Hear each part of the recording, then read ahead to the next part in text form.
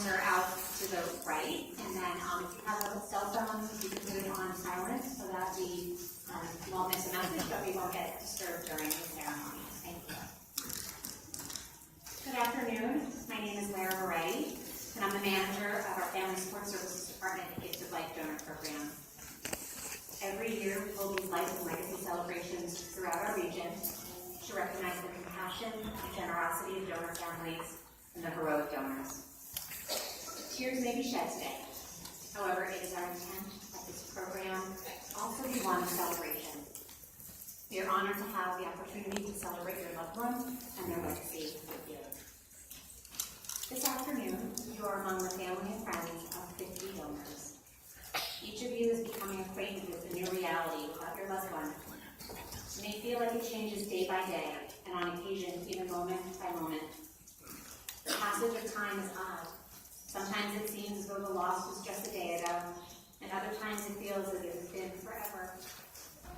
Although every family's grief journey is different, please know that there are shared experiences and understanding present in this room. Earlier, just before we started, many of you participated in the quilt pinning ceremony. Each quilt square is unique and carefully designed to commemorate your loved one's story. Together, these squares will join on one of our over 70 Threads of Love memorial quilts, which will be proudly displayed at our many educational and community events. It is the donor's story that brings people to consider a donation, and it is yet another way your loved one's legacy will thrive. I would like to now introduce to you Howard Nathan, our co-host for today's program. Howard is the president and CEO of Gift of Life Donor Program and has been with the organization since 1978.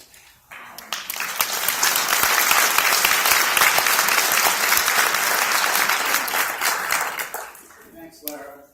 Good afternoon, everybody. My name is Howard Nathan, and I want to welcome you to our Life and Legacy program.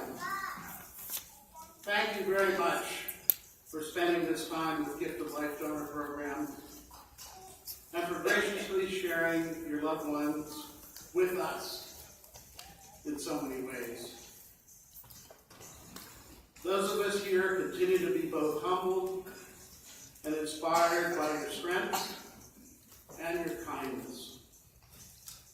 In a time of unimaginable tragedy and grief, you and your loved one made a selfless decision to think of others. The impact of your loved one had throughout their life and through the gift of organ and tissue donation is truly immeasurable and will continue to ripple through time. Without the extraordinary legacy your loved one has shared and the compassion of families like yours, the possibility of donation and transplantation would not exist. Gift of Life staff are privileged, along with other community partners, to be able to support the organ and tissue donation process. I'd like to take this opportunity to recognize our Gift of Life Donor Program employees who often don't get recognized, and they're all throughout the room. We're joined also by the Gift of Life Family House, a program that provides housing and accommodations for families traveling to Philadelphia for transplant-related medical treatment. And also Gift of Life Institute, who are responsible for training and transplant professionals all around the world. Would the Gift of Life staff please stand up and wave your hands for folks from almost every department.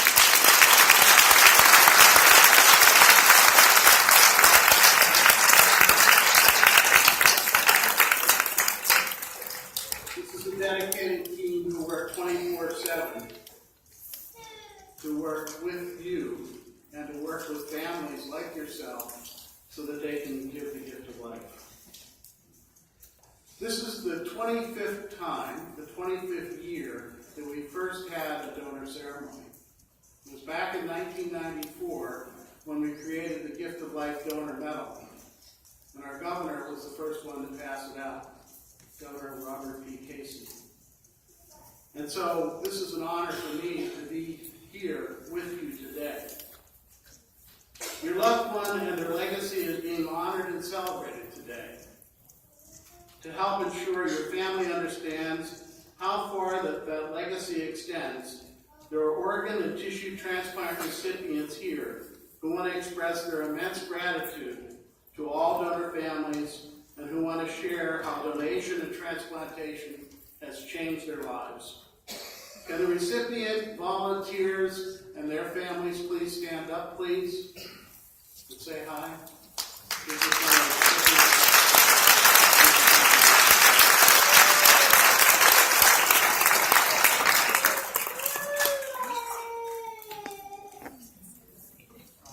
We begin our program today with a special candle lighting and musical selection to highlight the essential component of the donation process, each of those components.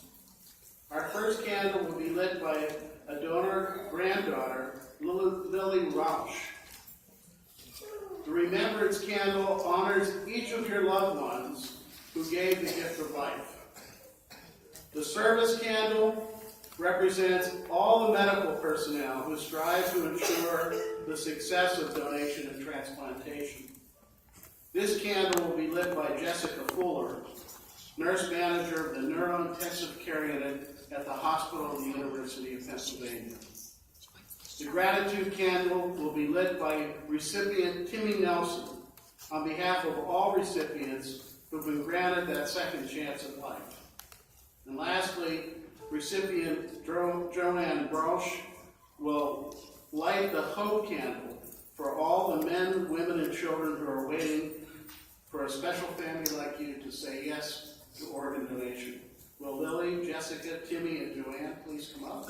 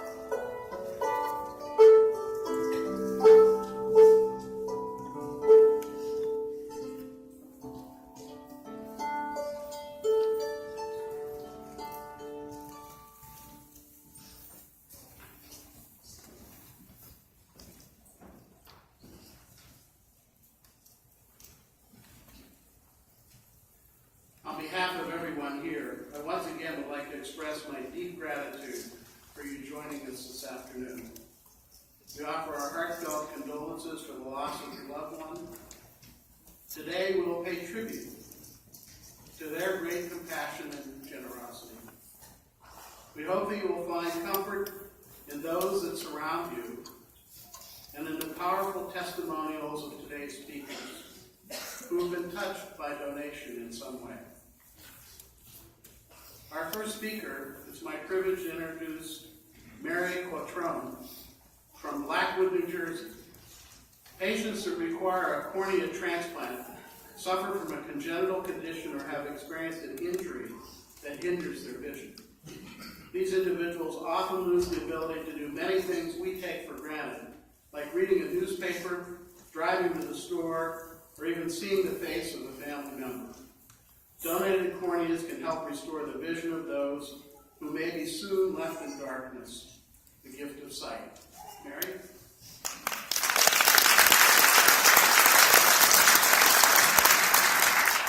Thank you, Howard. Good afternoon, and may I say that it is a real pleasure to be able to see each and every one of you here today. Again, I'm from Blackwood, New Jersey, married to the same man for 51 years, have one daughter, one granddaughter, 2 cats, and I'm a 2-time cornea recipient in my left eye. The reason these 2 surgeries were necessary was due to an eye disease called keratoconus, which started in my teen years but not fully diagnosed until the age of 21. Keratoconus is a progressive disease, a condition when the normally rounded cornea becomes thin and develops an irregular cone-like bulge. The abnormal shape prevents light entering the eye from being focused correctly on the retina and causes distortion of vision. In addition to very blurred vision, a cone-shaped cornea is extremely sensitive to light and glare.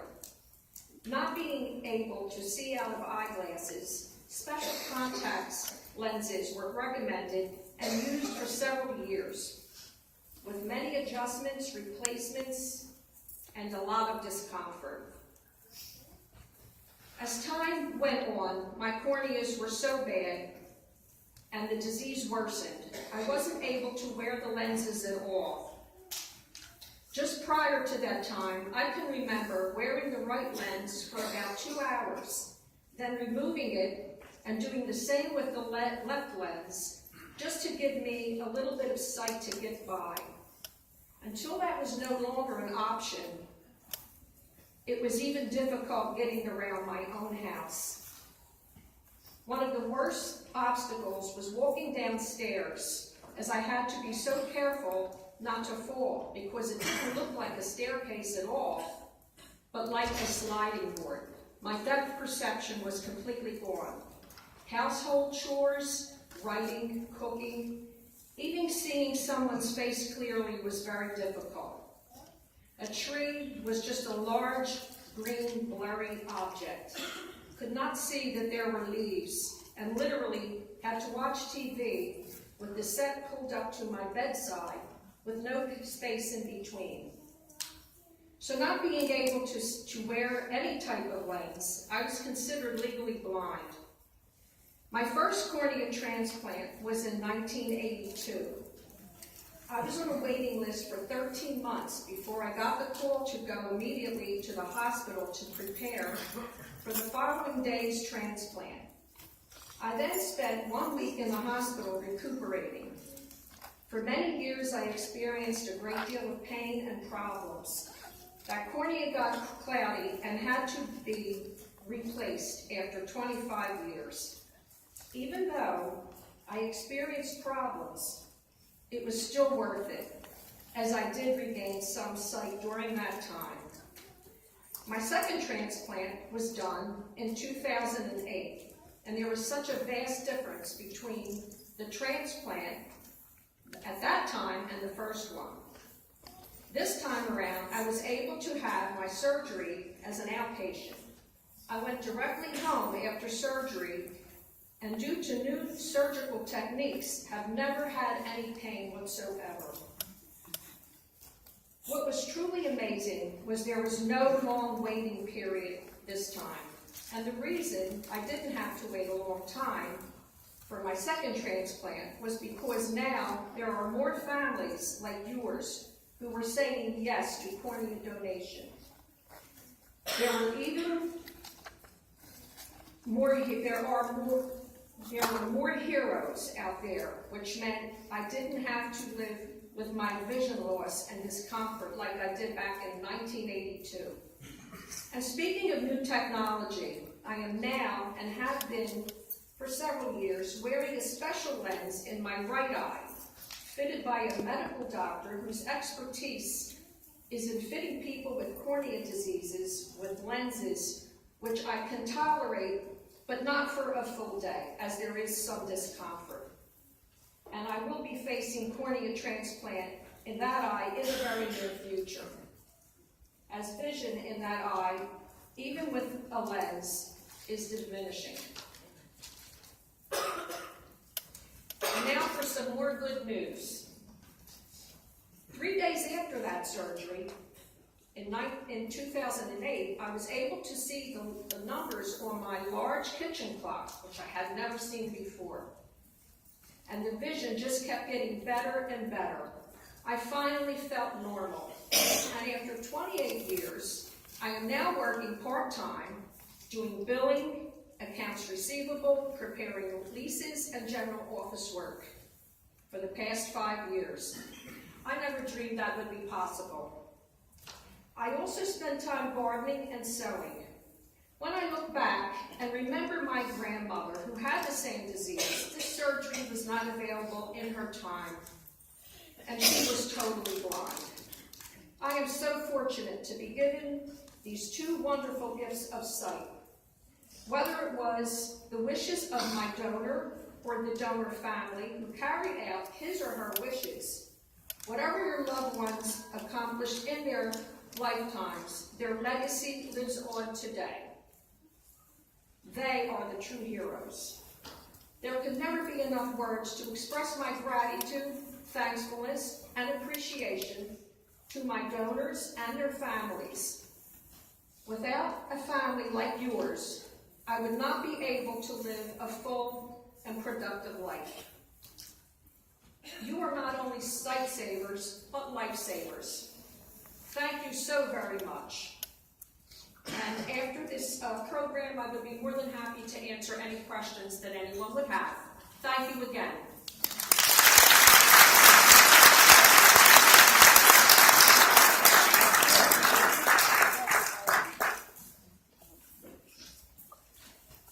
Thank you, Mary, and it's really great to see you again. Our next speaker is Carrie Daly from Hatboro, Pennsylvania. Carrie's life was drastically changed through the gift of tissue donation. The impact of tissue donation is extensive, and because of families like yours, thousands of individuals in our region are able to live a better life. The gift of skin donation can protect a burn victim from life-threatening infection and also offer breast cancer survivors the hope of reconstruction post-mastectomy. Transplanted bone can repair a bulging disc or rebuild a damaged limb to avoid amputation. A donated heart valve can save the life of a patient that requires cardiac reconstruction. One tissue donor has the potential to heal and enhance the lives of 75 people. Just one donor. Carrie is here and is just one of those fortunate people. Carrie?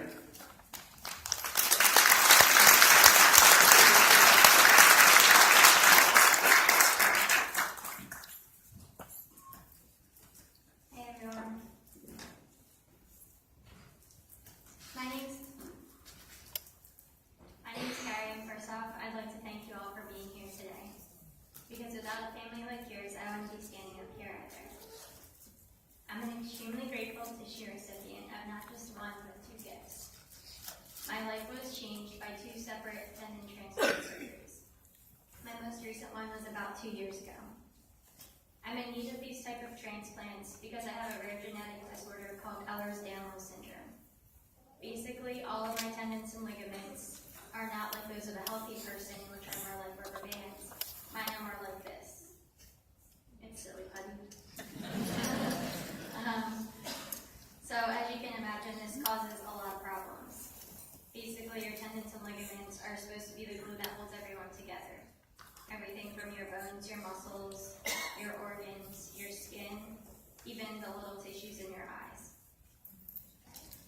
My tendons just don't do such a good job, as you can see. And my main problem the last 10 years or so was my shoulders and my back. From the time I was 13, my shoulders were dislocating almost every day. Simple tasks like getting dressed, brushing my hair, even just going over a bump in the car or falling asleep were all situations that were likely to end up with a dislocated shoulder. I had 3 unsuccessful surgeries from the ages of 13 to 19, where they tried to use internal sutures and anchors to hold everything together. As all these chronic dislocations start to cause a other damages to nerves and other parts of the joint, so I would start to lose function more and more. Due to my silly putty like tendons, the anchors and the sutures stayed perfectly in place, but my tendons showed straight through them. So finally, my surgeon decided to take a new approach, and that's kind of where all of you come in. I was told the only way I would be able to have normal use of my arms was by receiving the gift of new tendons. My only other option was to use hardware, which is pretty much exactly what it sounds like. They would use different types of screws or bolts and screw my shoulder blade to my rib cage, which my shoulder would never dislocate again, but I would pretty much lose all function of both my arms. So at ages 20 and 23, I received not only the gift of new tendons, but I received a new life. Things I could never do or never do without a lot of pain, I could finally do again. And I'm still discovering these things. I can play guitar without pain. I can go fishing. I can even do simple things that you don't think of, like giving a hug with 2 arms. I can drive my car and fall asleep without waking up to a shoulder dislocation. A lot of times people ask me, do you know your donors? What do you know about them? Well, although I have not heard from either one of my donor families, I do know a couple of really cool things about them. I know that my donors were selfless and very courageous.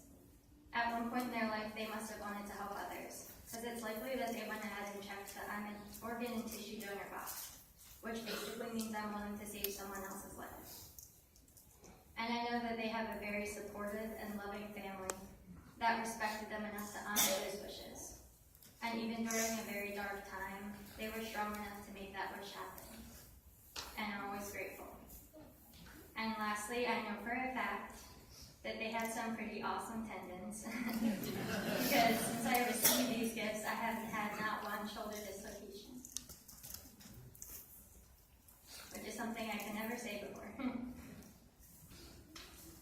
So I'm just going to wrap up by reading a part of my thank you letter that I wrote to one of my donor families. Because even though all of you may not be my donor family, I want you to still be able to feel the gratitude coming from someone who has been saved by yourself and your loved one's decisions. Dear donor family, I really wish I could fully explain to you the feelings I'm having while writing this letter. A couple years ago, I lost an uncle who was able to be a donor. I know how bad it is to lose someone, and I know how proud I am of him for being the care he will always be.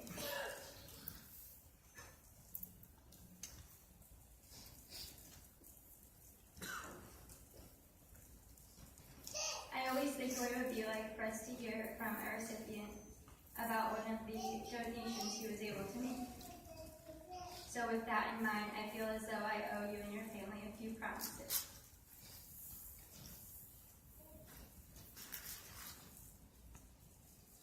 I promise to preserve and take care of my body because I recognize the pain you went through to make this new life possible. I promise to always look for ways to give back to others, just as you did by making that decision. Whether I do that in my career, my personal life, or elsewhere, I promise to do that always. Your ability to see the potential in your loved one during this time of difficulty is very inspiring to me, and I promise to do that in my life as well. I will find the potential in others and do my best to help them overcome their battles, just as your family helped me to overcome mine. I will always give back, and I will continue to grow. I will acknowledge my gratitude every day and never take it for granted. I realize that absolutely nothing is promised in life, and I will remember that every morning I wake up without needing to call for help to get out of bed. Every fish that I reel in, every chord that I play, or even a vacation that doesn't end up including a trip to the hospital because of a shoulder dislocation. I will always think of you. Throughout the darkest times, I was always taught it's very important to find the slightest glimmer of light, no matter how dark it feels. And I hope I was able to show you some light to the incredible decision that you and your loved ones and your entire family so selflessly made during such a dark time. My donor families and families like yours gave me my life back. Thank you.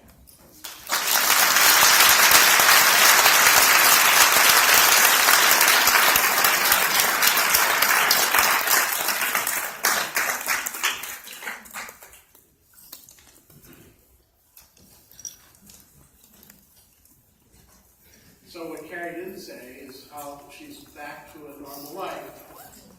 And she's actually working at a group called Statline, which is part of a group called Musculoskeletal Transplant Foundation, which is a large tissue bank that actually where her tissues came from.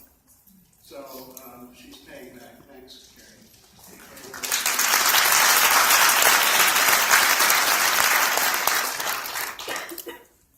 There are approximately 5,200 individuals in the Gift of Life region awaiting a life-saving transplant, and over 114,000 people nationwide. Until the waiting list has been eliminated, it's the responsibility of our community to bring awareness to this alarming situation. Because of families like yours who was able to think of others at the time of great sorrow, our next speaker, Janet Davis from Philadelphia, is here with us today. Janet?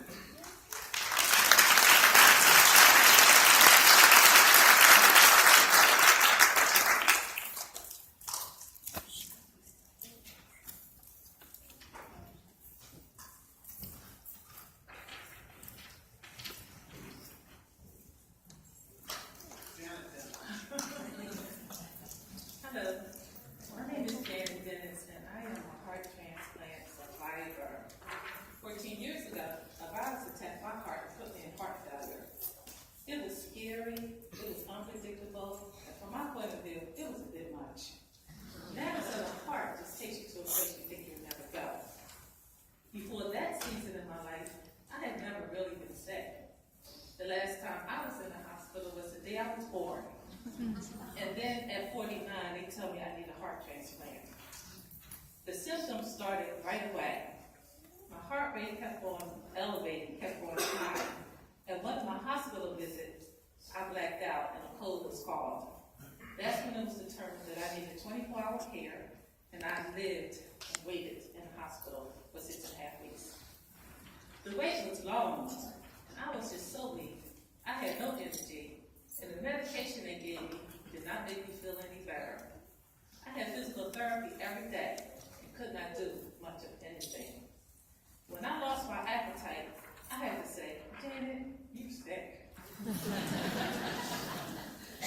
I felt really bad for my 3 sisters who lived out of town. 2 lived in Florida and 1 lived in Alabama. And they was flying back and forth like it was no big deal.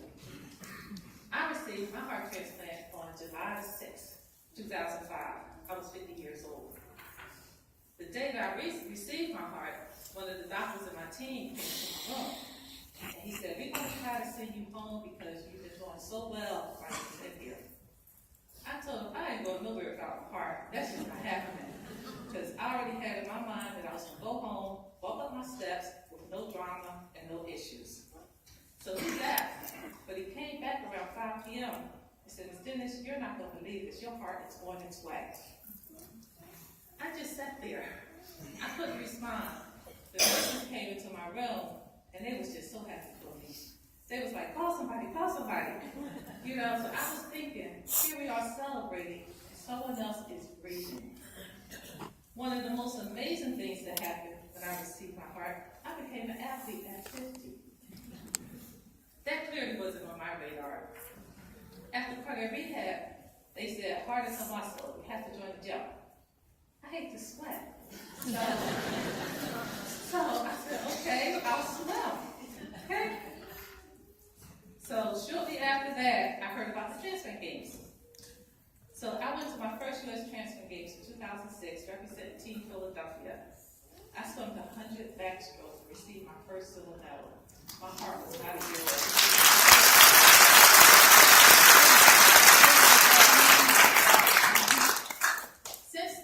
I represented Team Philadelphia at 7 U.S. Transplant Games and Team USA at 5 World Transplant Games. I compete in swimming, shot put, distance, javelin, and the long jump. I have earned 48 medals, 18 gold,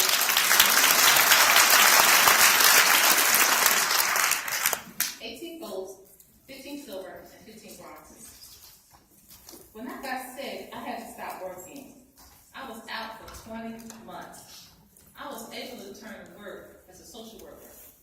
I worked 7 additional years, so I had accrued enough time so I could get my full pension. I have been retired now for 4 years. My current give back is that I'm a volunteer chaplain at Penn Medicine. I work on the floor that I lived on the 6.5 weeks away from my heart.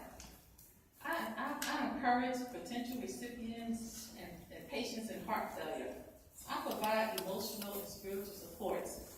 I also companion them through their journey. Shortly after the transplant, I wrote my donor family. I write them every year and I send my medals to them.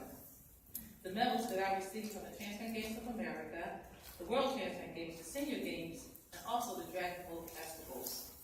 I have never heard back from my donor family, but even though I never heard from them, I plan on continuing to write them so they can know that they give continues to make a difference in my life. Today, I am having the time of my life. And it's all because someone I did not know, I never met, made a decision to be an organ donor. Their family said yes during the most trying time in their life, and they are called my donor family. There's a saying, donors are heroes. I would say that donor families are superheroes. You have given so many recipients and their families the gift of life, a second chance. Families are now able to celebrate by attending weddings, graduation. They are witnessing first babies, grandchildren. They are able to attend music and dance recitals. They are continuing their education, celebrating retirement, anniversary, and birthdays, just to name a few. On behalf of recipients everywhere and their families, I just want to say thank you. Just know that your gift has changed lives. Words have not been created to express our gratitude to you. We live because of you. We breathe because of you. Thank you, donor families.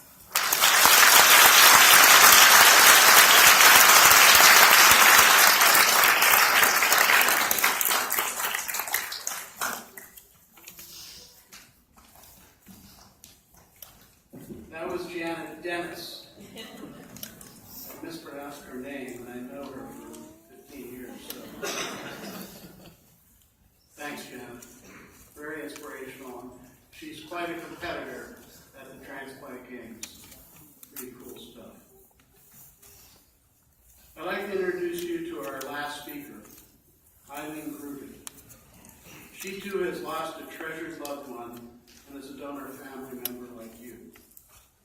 Everyone copes with loss differently, and Eileen has found solace in sharing her son Charles' story through volunteering with the Gift of Life. Speaking at events like this one, and doing some even media publicly, allows Charles' legacy to live on and touch countless audiences. Eileen Gruden.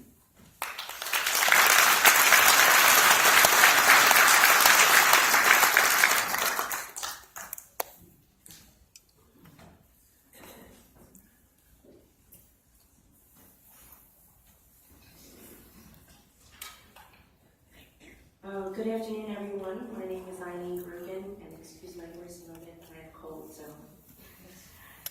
Today I speak with you, for you are the families of those that played a part in allowing the most selfless gift for gifts to be given. 6 years ago, I sat in one of these seats and looked around and was consumed by a feeling of grief and anxiousness. Today I look around this room and a miraculous feeling of peace and joy overwhelms me. I am part of a very special family that is called the Gift of Life family, and you are now part of that special family too. On October 16th, 2011, at 9:30 a.m., my son gave his gifts, his heart, his liver, and his kidneys. On that day 7 years ago, I never imagined the profound impact this would have on our lives and his memory. On that most terrible day in our lives, a new glorious story was being transformed for us and 3 families. It is a story that I am so honored to tell. Our Charles grew up in a neighborhood of Philadelphia called Overbrook Farms, and it was a wonderful neighborhood, a place where every parent looked out for every child. He attended Our Lady of Lourdes Parish School and Archbishop Carroll High School. He finished high school and started college. Charles was a kind, giving person, not a mean bone in his body. He was a peacemaker. He was intelligent, witty, handsome, healthy, brave, and good-natured. Charles loved his family unconditionally. He helped people whenever he could and reached out to those who appeared to need a friend. He saw the best in people. He was a very, very easy person to love, and many, many people loved him. He wanted to do a very special, extraordinary deed during his lifetime. On October 12th, my son had a terrible accident that affected his brain. His death came after a very long illness that took over 14 heartbreaking years to claim him. I arrived home a little after 6 p.m. that Wednesday night and found our Charles had a heroin overdose. He had stopped breathing. I dialed 911, and an angel on the other end of the line calmly talked me through CPR. About 10 minutes later, help finally arrived in the form of a young police officer. Very soon after, many emergency people started to arrive. They stood at our side and mine. I asked if he was alive. They shook their heads no. They told me my child was gone. But this young officer had locked eyes with me, and he would not stop giving CPR. After almost 15 minutes, he finally achieved a slight pulse. I knew this officer was an angel of God because angels are God's messengers, and they do what God asked them to do. God told him not to give up on my son, as our son had once asked us many, many years ago. They rushed our son to Bailey Hospital with sirens screamed. I followed behind. I remember waiting off the side in a small room, being numb and waiting for an update. They finally came in and told us they were moving Charles to critical care. We did not know his prognosis. We followed beside his hospital beds in little bursts, each of us reaching out, trying to be the one to hold Charles's hand. We held on to each other too, barely being able to move or breathe. As we arrived in critical care, many people were there to help our Charles. One special nurse, who had known my son since they were in grade school together, was the first to meet us. She told us it would be an honor to take care of Charles, and humbly asked us if that would be okay with us. Carrie and the medical profession did everything within their professional and human abilities to help him. It was incredible to observe him, this epitome of the medical profession. To this day, my recollection is not of the many devices that were attached to Charles. I recall the nurses and staff caring to his and our every need. This was the priceless gift the Bailey staff gave Charles and us and expected nothing in return. And this is what I remember about the first hours and the final days. The next day, several doctors met with us and discussed Charles's brain damage. They explained medically what had happened to our son. I didn't understand most of it. I am sure some, or maybe many of you, have had that devastating medical update delivered to you. I was lost in their medical words. It all sounded like a foreign language. I could not understand what was being said and what they were trying to explain to me or to us. The final day was full of God's grace, and I perfectly understood everything. The doctor spoke, and the words of God came out clearly and loud and lovingly. We were asked if we would consider organ donation. Within a few seconds after the question was asked, we said yes at the exact same moment. It was a profound feeling of peace and grace. We knew that is what Charles would have wanted. I don't remember many of the details about the many hours that passed over the next few days, but I do remember the compassion of the nurses and the doctors as they spoke with us. This is my memory of those last days. Not only the machines keeping Charles's body functioning, but the entire medical staff helping my family take one breath after another, as during those days we sometimes forgot to do. It was impossible to comprehend that Charles would not be coming home with us, as he had no external scars or signs that showed the devastation of his ordeal. During this time, incredible individuals of Gift of Life were there to provide us support around the clock. They were there at our side, at a very safe distance, never intruding, always explaining, answering many questions. They shared information and kept us part of this incredible, miraculous journey my son and our family were about to take. We all want to hope that Charles would be able to donate his organs.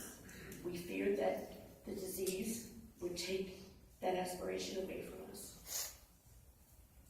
As tests came back, the results showed that Charles's organs were in pristine condition. We were so thankful.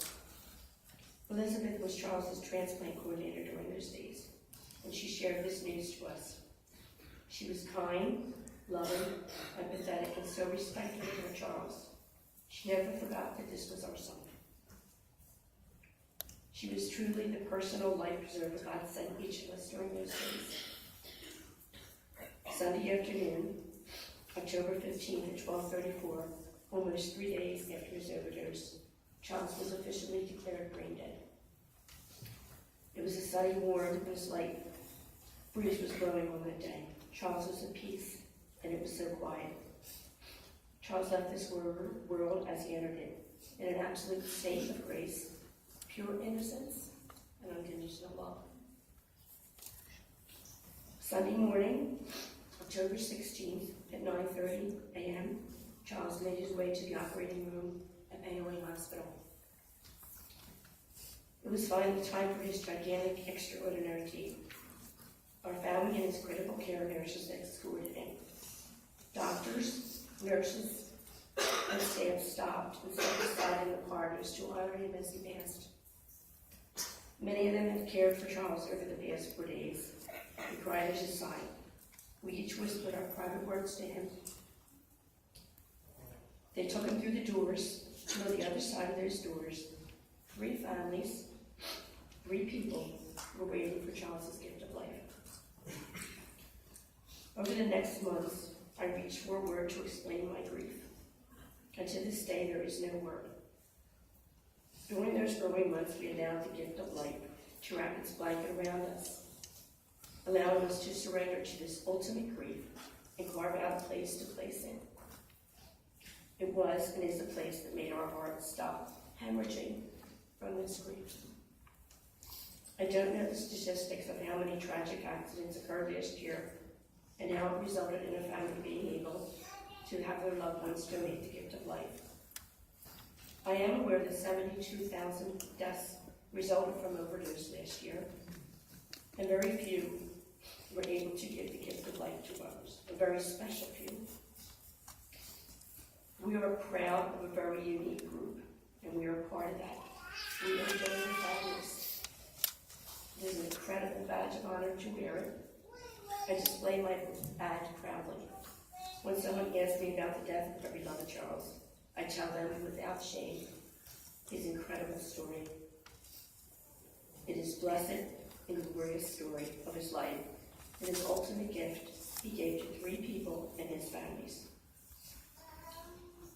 I shouted out with the largest voice, I am the voice and breath of Charles's legacy. My son once told me during one of the very dark days of his disease, if he could have just one wish, he would wish for a do-over. I know God granted his wish with a glorious petition, because on a beautiful, crisp fall day, such as this, a Sunday afternoon, 3 lives were saved. Doctors, nurses, and so many people were God's instruments leading up to that day. They helped Charles orchestrate his perfect do-over. I know that life is not perfect, but God in his divine wisdom allowed Charles to finish his story as close to perfection as possible. They say the two most important days in your life are the day you were born and the day you find out why. For the donor families in this room, our loved ones' why is profound. I know our family is blessed that God chose our Charles to be that reminder of love and hope. And I am blessed today to call you part of my family. Thank you.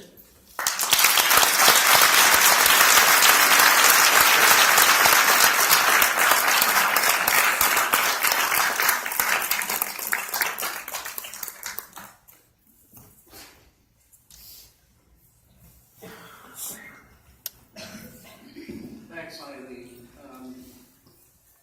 Eileen, we really appreciate you telling Charles' story. I'm sure many of you here were thinking about your own loved one as Eileen was talking about her son, Charles. We're aware that our connection with your loved ones was a brief and just an instant out of a lifetime. We feel privileged to be a part of these precious moments. Today we acknowledge your family members' donation, which has touched us and brought hope to countless others. Each family today will be presented with a Gift of Life donor medal. It's a medal of honor and also matching lapel pins that you can wear every day. These beautiful medals symbolize the heroic last act of your loved one. They are constructed to endure the outdoors, should you wish to place them on a grave marker or in a memorial garden. These medals are exclusively for donor families like yours. So on the screen you can see the artist's inspiration for the medal.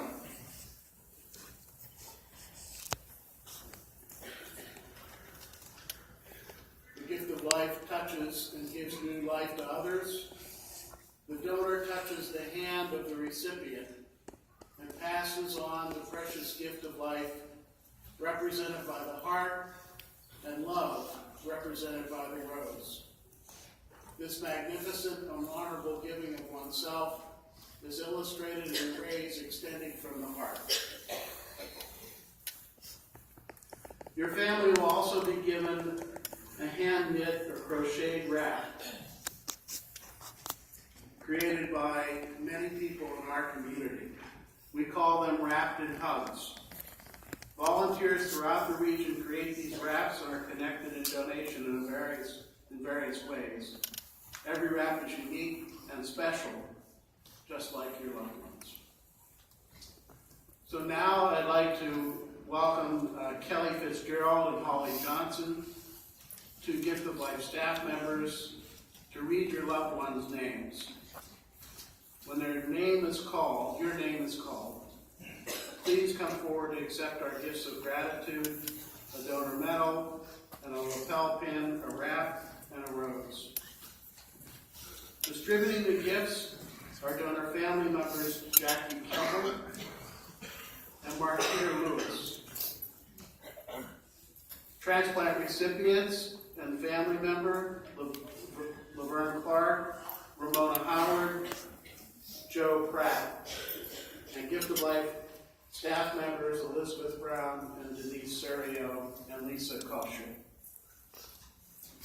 So we have two sides here. If you want to use the outside aisles wherever you're sitting to come through this way and then walk back through the center aisle so people don't run into each other. That may be the easiest thing. Okay, so Kelly and Holly are going to read the names.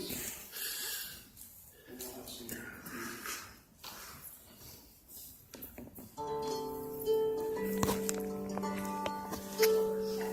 Kevin Farrell,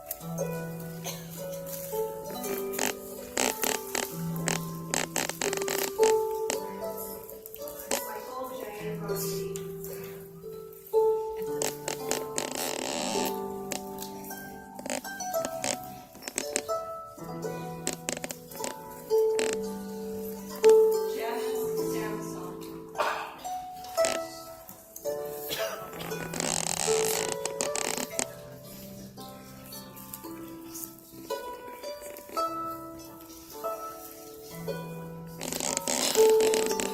Sanders.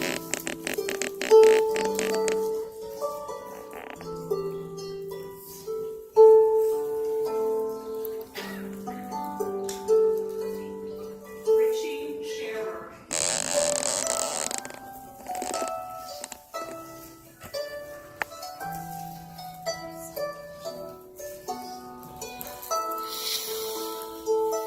John Shea.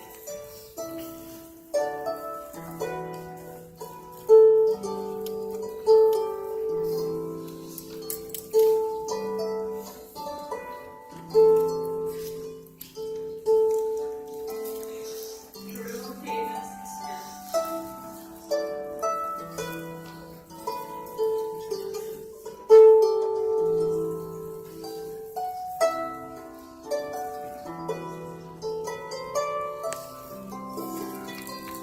Walter M. Stefan.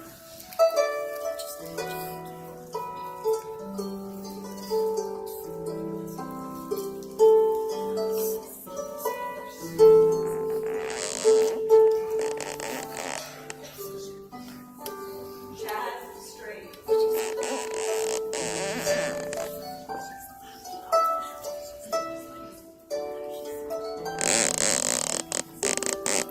John Struzik.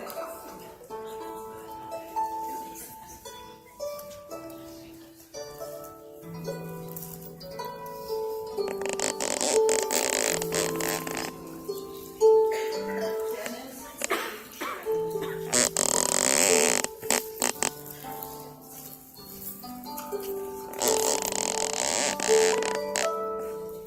Rocco Valentini.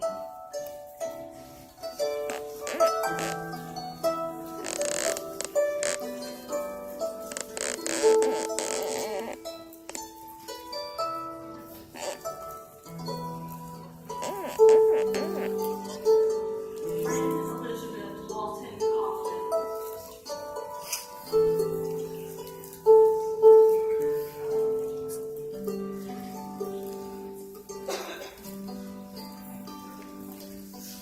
Mary Lisa Weller.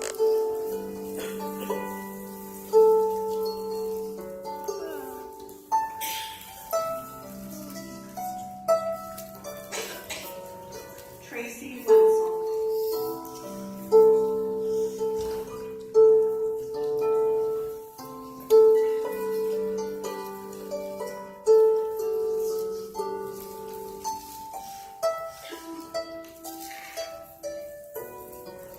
Bruce R. Woodruff.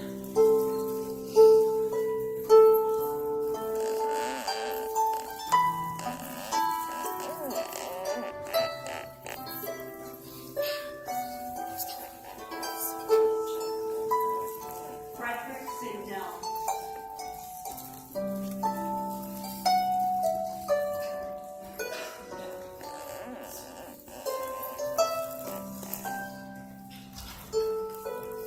Is there anyone here who was named cannot call?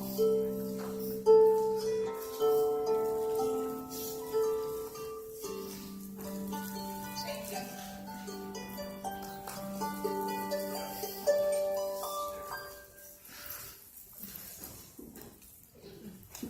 As you sit and think about your loved one, we try to honor our heroes in our country. And today's Veterans Day. And are there veterans in the audience? Would you please stand?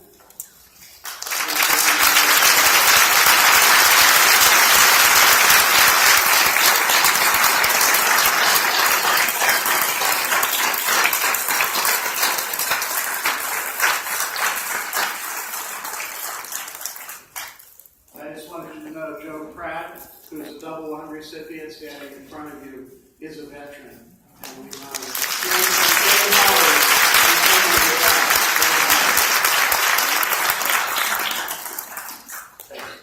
Thank you.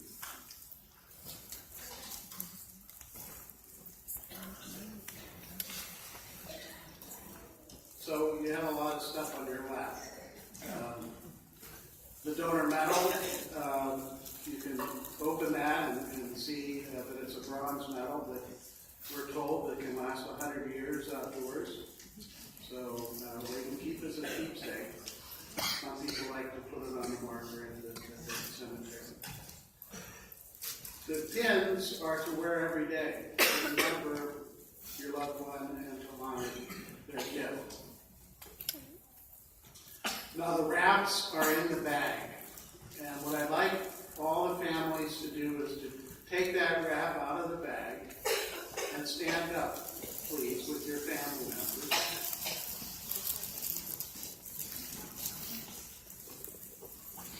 So stand up.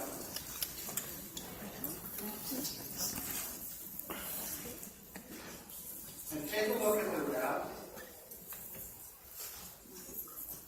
This is handmade by someone in our community wanting to honor your loved one.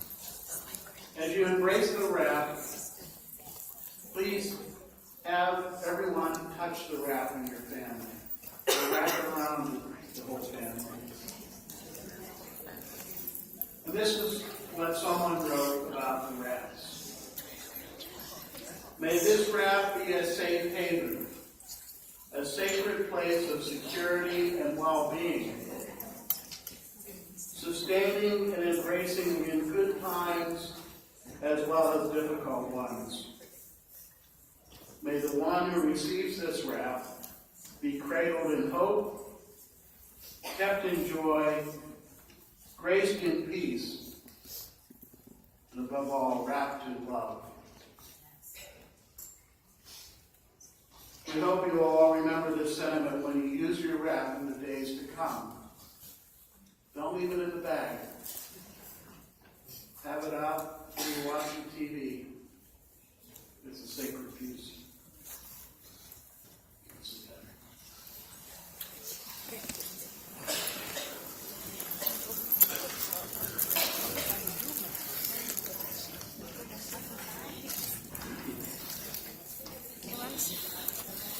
Joining us today is Jackie Cates, a Gift of Life staff member in our Family Support Services Department. She'll be reciting an adapted version of We Remember Them, a responsive poem reading. The words of this meaningful poem are on display up on the screen behind me and printed in your program. I invite all of you to participate in order to emphasize the solidarity of everyone in this room. Jackie?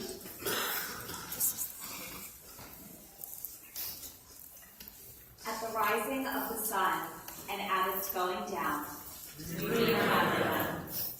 At the beginning of the year and when it ends, we remember them. When we are weary and in need of strength, we remember them. When we have joy we crave to share, we remember them.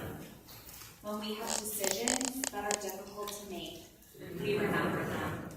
When we have achievements that are based on theirs, we remember them. As long as we live, they too will live, for they are now a part of us. We remember them.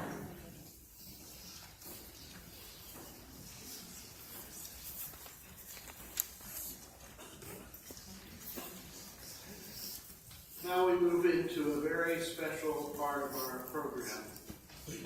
Each family was offered the opportunity to submit a picture of their loved one,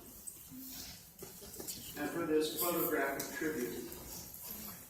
Thank you for sharing your precious and treasured images. Soon we will see all the faces of your family members on the screen, who we celebrate today.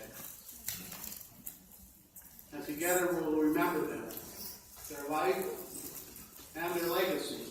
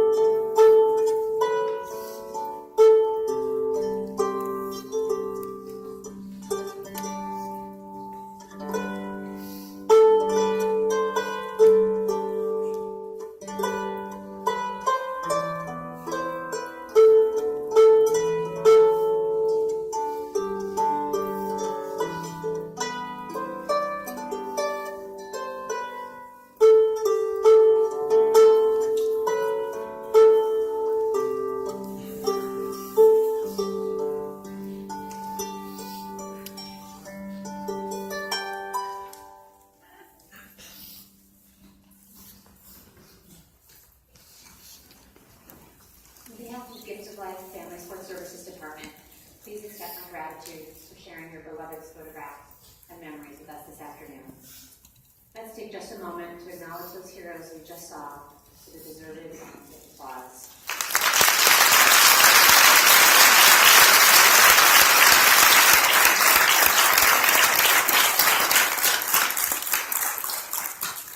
Know that you are proud of your family members, and we are proud too. During the reception, we will be showing that again. So if you didn't get a photograph of the slide with your loved one's photo and name during the reception. With each family I am privileged to meet or speak with, I'm reminded of the generosity, grace, strength, and compassion of our donor families. As our program draws to a close, please know your connection with Gift of Life Donor Program does not end here. There are many avenues for continued support and involvement with our organization. Family Support Services is available to assist you in locating therapeutic resources where you live or to provide counsel over the phone. Today's recipient speakers may have had to make you curious as to how your loved one's recipients are doing. For this reason, reason, we facilitate correspondence between donor families and recipients, and are more than happy to review this process with you. If writing a letter seems too emotionally challenging at this time, our department is able to request an update to learn more about your loved one's gifts and recipients. Please find me during the reception and I can tell you more about either of these processes. You may have been inspired by Eileen, our donor family speaker, and would like to also honor your loved one by becoming a volunteer with Gift of Life. We have many volunteer opportunities, including speaking engagements like today, tele-billing events at local health fairs or motor vehicle centers, participating in our donor dash, or simply helping out at our office. At many of our community events, the Threads of Love quilts are on display. If you did not bring a quilt square with you today, please don't worry, you can submit one at any time. Should you wish to learn more about volunteering or completing a quilt square, please visit our website or the resource table without the lobby. Another way for you to continue your connection with Gift of Life is through a wonderful group of donor families who come together to share stories, discuss feelings, and experience the camaraderie of those who understand. We call this group Hearts of Gold, and the group meets monthly at our Gift of Life office. Every other month, we have a special topic or speaker chosen by members of the group. Hearts of Gold also comes together several times a year to cook dinner for the guests staying at the Gift of Life family house. Come once, or twice, or every month. The group is designed to be there for you when you need it, and for as long as you need it. The chairperson of Hearts of Gold is here today, Marquita. There she is, Marquita Lewis.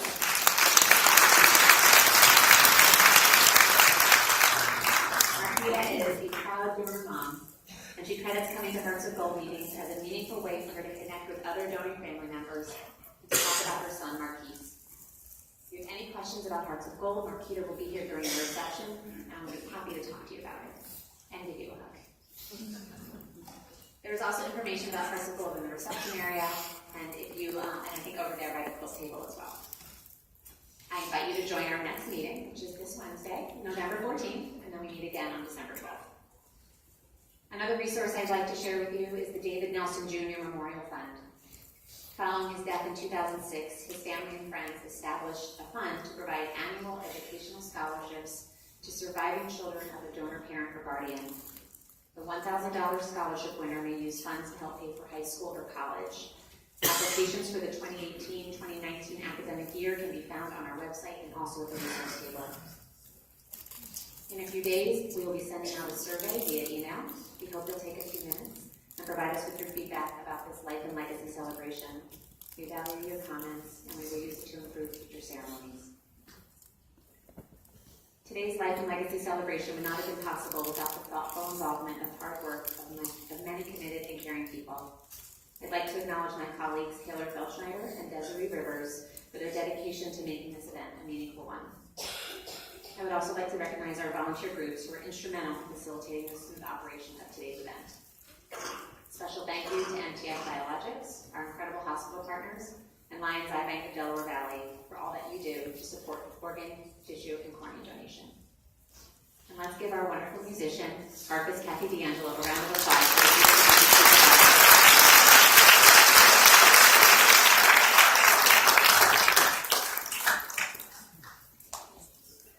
So this has been an emotional afternoon. We hope that you have an increased understanding of the magnitude of your loved one's gifts of life. They will be remembered by countless more than family and friends. As the Dalai Lama once said, just as ripples spread out when a single pebble is dropped into the water, the actions of individuals can have far-reaching effects. Your family member's donation has created a ripple effect. Each person's life that has been touched will impact others. And together, they will have the privilege and responsibility of continuing their loved one's legacy. On behalf of Gift of Life Donor Program, recipients and their families, we thank you for attending today's ceremony and allowing us to honor and celebrate your loved ones with you. Please join us for a reception in the room next door. Just be patient as they open up the wall to my right and we combine the space. Thank you all so much for coming.